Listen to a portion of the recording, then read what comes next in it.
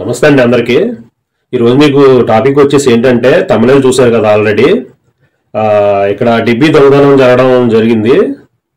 అయితే పూడూరు మండలం జిన్నూరు గ్రామంలో వెలిసిన శ్రీ మడుగు మహాలక్ష్మి అమ్మవారు పచ్చడి పొలాల మధ్యన వెలిసారు.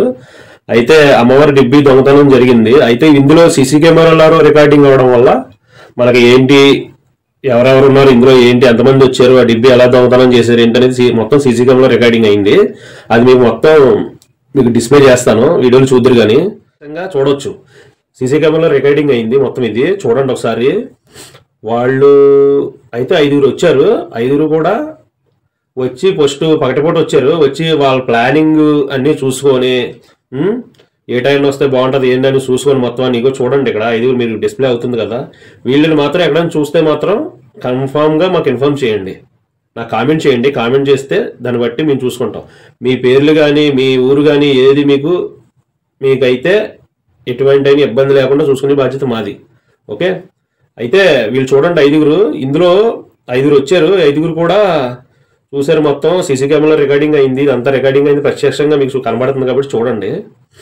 అయితే ఇందులో ఒకడు చూసారు కదా, ఇందులో బ్లాక్ టీ షర్ట్ నైట్ దొంగతనానికి వచ్చినప్పుడు కూడా వీడు సీసీ కెమెరాలో రికార్డింగ్ అయింది.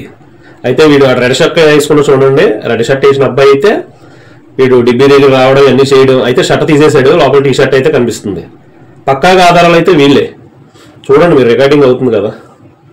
అయితే ఇక్కడ ఈ అమ్మవారు వచ్చేసి ఇక్కడ చుట్టుపక్కల మొత్తం మట్టపర్రు, జిన్నూరు, మట్టపర్రు, పెనుమాదం, మొత్తం వేడింగి, బొప్పాయి చెరువు, పాలకొల్లు, ఉల్లంపర్రు, మొత్తం అన్ని ఈ చుట్టుపక్కల ప్రాంతాలందరూ అమ్మవారు పూజలు అందుకుంటారు. అయితే ఇది జరగడం చాలా దారుణం నిజంగానా.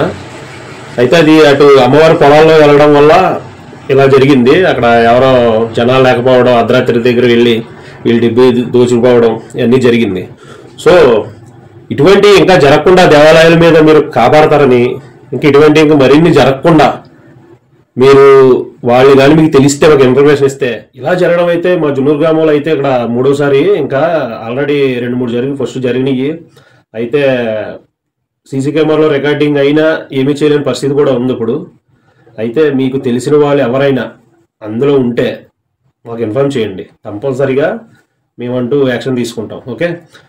మరిన్ని జరగకుండా చూడాలి. అయితే ఈ వీడియో కూడా మీరు షేర్ చేసి, కామెంట్ చేసి, లైక్ చేయండి. మరి కొంతమందికి ఇన్ఫార్మ్ అవుతుంది వీడియో. అయితే వాళ్ళు ఇలా చేయడం, అమ్మవారు అయితే వీళ్ళైతే ఖచ్చితంగా శిక్షిస్తుంది. చూడండి ఒకసారి, డిబ్బీ అనేది అలాగే కట్ చేసి మరి ఎలా పట్టుకెళ్తున్నారో చూడండి. ఇటువంటి దారుణాలు, ఇటువంటి దొంగతనాలు మన దేవాలయాల మీద జరగకూడదని చెప్పి అందుకే వీడియో తీయడం జరుగుతుంది. దయించి మీకు తెలిస్తే కనుక వాళ్ళ ఇన్ఫర్మేషన్ అయితే మాకు కామెంట్ ద్వారా తెలియజేయండి. ఈ వీడియో మాత్రం షేర్ చేసి కామెంట్ చేయండి కంపల్సరీ. సబ్స్క్రైబ్ కూడా చేయండి ఛానల్ వచ్చి. ఓకే. వీళ్ళకి పోలీస్ స్టేషన్లో అయితే కేసు పెట్టడం జరిగింది. వీళ్ళు ఇప్పుడు కాకపోయినా రేపు పొద్దున్న ఎప్పటికైనా దొరికి తీరుతారు. సో మన వంతు ప్రయత్నం అంటూ మనం చేద్దాం. సరే. ఓకే గాయ్స్, వీడియో షేర్ చేసి లైక్ చేయడం వల్ల మరి ఇంకొంతమందికి ఈ వీడియో వెళ్తుంది. సో దయచేసి ఇటువంటి ఏమీ జరగకుండా చూస్తారని మరి కోరుతున్నాను. సంఘటన జరిగి కొన్ని రోజులు అవుతుంది. అయితే నేను ఇప్పుడు నాకు కొద్దిగా కారణాల వల్ల నేను అప్లోడ్ చేయడం లేట్ అయింది. దయచేసి మీరు ఈ వీడియోని 10 మందికి షేర్ చేసి, మీకు తెలిసిన వాళ్ళకి అందరికీ ఇందులో ఉన్న ఆ దొంగనా కొడుకులు దొరికితే మనం శిక్షిద్దాం. ఓకే. ఇటువంటి అరాచకాలు మన దేవాలయాల మీద జరగకుండా మళ్ళీ కాపాడుకుందాం. జై శ్రీరామ్. బాయ్.